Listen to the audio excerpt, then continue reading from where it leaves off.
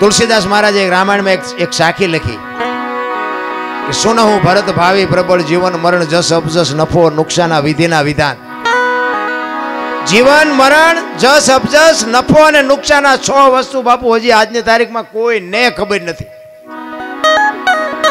આપણે આ દુનિયામાં આવ્યા કેવી રીતે કોઈને ખબર હોય મને કયો, અને જવાનું છે કેવી રીતે ઈ કોઈને ખબર હોય કયો. જીવન મરણ ની ખબર નથી તો આઈને જ વાત કરો ને. અમે અહીંયા આવ્યા છે અમને જ મળે કબજ મળે અમને ખબર છે. 5 જણા સારું એ કે 5 જણા એમ કે બોલે વારો જ ન આવવા દીધો બીજાનો. જ મળવાનો છે કબજા મળવાનો ઈ કોઈને ખબર નથી. જીવન મરણ જસ અપજસ નફો અને નુકસાન. ગમે એ માણસ ધંધો કરે ને બધા નફા હાટું જ કરે છે, કોઈ નુકસાન હાટું નથી કરતું, પણ બધા નફો થતો જ નથી. આ 6 વસ્તુ કોઈના હાથમાં નથી. આ વશિષ્ઠ મહારાજે ભરતને કીધેલી. ક્યારે?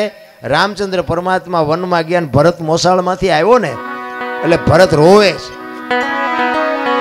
એટલે એ વખતે વશિષ્ઠ મહારાજ કહે છે ભરત સુનહું ભરત ભાવી પ્રબળ જીવન મરણ જસ અપજસ નફો અને નુકસાન આ વિધિના વિધાન છે.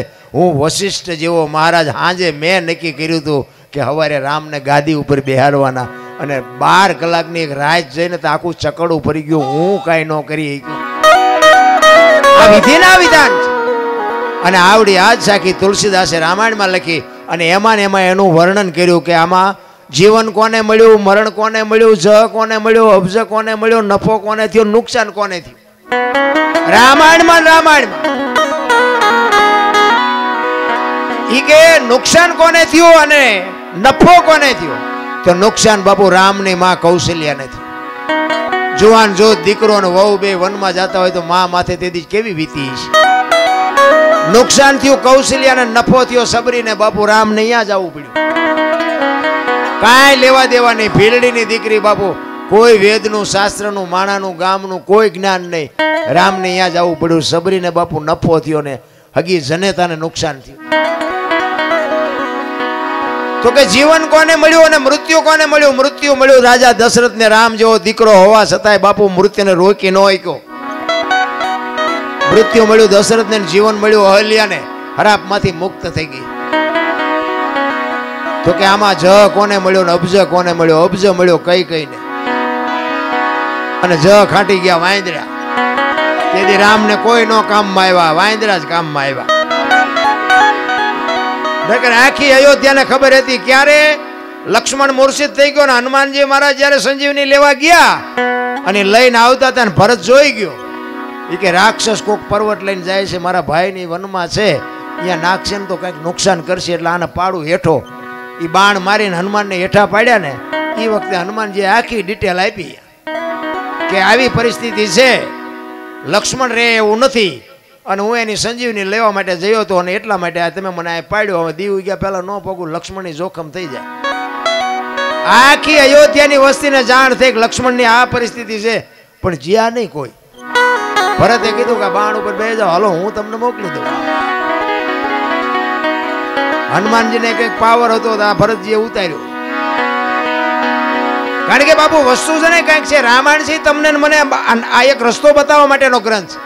સીતાજી લક્ષ્મણ રેખા ઓળંગી ગયા અને હરણ થયું. મેં કીધું એમ સીતાજીનો બાપુ કોઈ એની માથે દ્રષ્ટિ ન કરી શકે, પણ આપણને આ માર્ગ બતાવ્યો છે કે જે બાપુ લક્ષ્મણ રેખા ઓળંગી જાય ને એનું આ દુનિયામાં હરણ જ થાય. લખવું હોય તો લખી લેજો. પછી બાપને હોય ને દીકરાને હોય ને માને હોય ને વહુને હોય ને દીકરીને હોય, મર્યાદા કોઈ મૂકી દે એટલે બાપુ હરણ જ થાય. રાવણ મરી ગયા હું માનતા નહીં.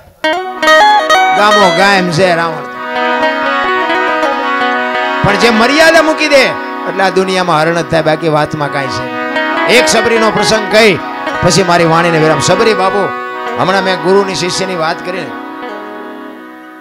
મૂળદાસને હજી સાંભળવાના છે. મૂળદાસ બાપુની વાત લઈ લો હાલો ને, પછી સબરીને વાહે રાખો. મારે જોકે જ્યાં જઉં છું ને ત્યાં મને 2-3 વખત બેહારી અને કાઢ લે શીખ. મારી પાસે શું કાઢવું? બધા સાંભળેલો જ છે મને, આમાં કઈ નવું તો કઈ છે નહીં. એટલે એ તો મને ખબર છે, નહીં બોલી કોઈ નહીં બોલાવે એ ખબર છે. પણ આ દેહને એક દી બાપુ દુનિયા દિવાળી જ મૂકવાની છે. બાકી એક દેહથી જો 5 આત્માને આનંદ આવતો હોય તો એમાં લડી લેવાય, એમાં કઈ સવાલ જ નથી. મારે લાગે હું એવો કોઈ મોટો કલાકાર નથી, પણ એવી ગુરુ મહારાજની, મારા માતા પિતાની, કંઈક તમારા ભાઈબંધ દોસ્તારોની કૃપાથી આ મારો દીકરો રહ્યો. પૂછો આના નંબર જ મેં આને આપ્યા. તારા નંબરથી વાત કરજે ને મને કોઈ બપોર હુવાય નહીં દે. દરરોજ 10, 15, 20 10, 15, 20 ફોન આવે. અમારો પ્રોગ્રામ કરો, તમે કયો એ પૈસા ના આવો ના આવો. કહેવાનો મતલબ કે કાંઈક ગુરુ મહારાજની કૃપાથી મળ્યું છે એટલે બોલાવે. મારા ગામમાં કેટલાય ડાયા માણા નહીં હોય મારા કરતા, પૈસાદાર છે, મારા કરતા રૂપાળા છે, આબરૂવાળા છે, બધું એ છે, કોઈ નથી ફોન કરતું.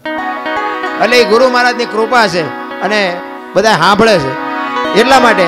પણ મારો કહેવાનો મતલબ એ છે કે જે આ મૂળદાસની વાત કરીને કોકનું ઝેર પીવે ને, કોકના હાથમાં ને, અમારે અહીંયા હમણાં વડનગરમાં એક પ્રોગ્રામ હતો ને, ઓલું માવઠું થયું હમણાં. હવે એ આના જેવો મારો પ્રેમી મને કે બાપુ, મારા બાપુ વે ગયા છે ને મારે ભજન રાખવા છે. ખર્ચો કેટલો, નાનો માણા બિચારો મજૂરી કરે. મેં કીધું ખર્ચ કાંઈ ન થાય, તારે ભજન રાખવું હોય ભજન થઈ જાય. પણ મને કે મને અંદાજ તો ગયો. મેં કહ્યું એક નાળિયેર લઈ આવજે, બીજું કાંઈ કરવું નથી. અને આ મેં કહું ઉસ્તાદના ને બેનજાવાળાના મેં કહું અમે ભાઈબંધ દોસ્તાર 50 કાઢીને એમને આપી દઉં. એ કે ના ના, એમ તો કે હું સાઉન્ડ બાઉન્ડ લાવીશ. એ મેં કહું તારે લાવવું લાવજે ને, કે આપણે સાઉન્ડ વગેરે ભજન થાય છે. અમે એ લઈ આવ્યો બિચારો, સાઉન્ડ લઈ આવ્યો. અને કુદરતને કરું ચતુરભાઈ અમે બે હતા ને. ચતુરભાઈ મેં કહ્યું તમે ગણપતિ માંડો. એ ગણપતિનું બાબુ ભજન પૂરું ન થયું, વરસાદ માંડ્યો ખાબકવા. હવે બજારમાં રાખેલું એ કાગળ ને બાગળ ને બધું સાઉન્ડ ઉપર રાખ્યું. હવે બે એવું જ છે નહીં. ઓલાનો ભાવ બિચારો અંદરથી એટલો બધો દુઃખી થયો કે મારે ભજન કરવા હતા મારા બાપા વાંહે, અને ભજન હવે વરસાદ નહીં કરવા દે. એટલે મેં કહ્યું તું મોડો પડીમાં, તારે ભજનનું જ કામ છે કે બીજું કંઈ કામ છે? પણ કે હવે આમાં મેં કીધું આ પણ તારી ઓરડી તો છે ને, પણ કે ઓરડી છે એમાં કે હમા એવું જ નથી કાંઈ. એ કે મારી પાસે મોટી શેટી પડી છે, મારી પાસે 8-8 10 જણા. મેં કહું આપણે છીએ 10 જણા જ તે, પણ મને કે ઓલી શેટી કે અડધો રૂમ રોકી રાખે. મેં શેટીમાં તમે સડી જઈશું, તમે હેઠા બેસજો. એ કે પણ સાઉન્ડ ક્યાં રાખવું? મેં સાઉન્ડ જોતું જ નથી. અને ચતુરભાઈને તમારે પૂછવું હોય પૂછજો, વગર સાઉન્ડે બાપુ ભજને કર્યા, થાળે કર્યો, ધોને કરીને પરભાથી કરીને ઊભા થયા. બાપુ એનું હયું એવું ટાઢું થયું ને કે બાપુ મને એમ હતું વરસાદ આવ્યો એવું ભજન નહીં થાય. કહેવાનો મારો મિનિંગ કે ભાવ છે, પ્રેમ છે, અને અમને આપ્યું એને જો પીરસીને તો અમારા જેવા નમાલાય કોણ કહેવાય ભલા? મારે માણાની કોઈ જરૂર ન હોય. મને તો એવા અધિકારી 5 બેઠા હોય ને એટલે મને એમ થાય શું અમને આપી દઉં. બાકી તો કોઈ બાપુ અમારે અહીંયા કોઈ કોથળા નથી નાખી જવાનું. પણ મારો કહેવાનો મિનિંગ એ છે કે આ કંઈક લેવા જેવું છે, આ કંઈક ખાવા જેવું છે. આમાંથી 2 જણાને મારી વાત ગળે ઉતરે ને એટલે મને એમ થાય કે મારી રાજ સુધરી છે, બસ બીજું કાંઈ છે નહીં. આમાં કોકના જીવનમાં બાપુ, કોકના દુઃખમાં જો ભાગ પડાવી શકી ને તો જ મારો નાથ નોંધ કરે. બાકી એમના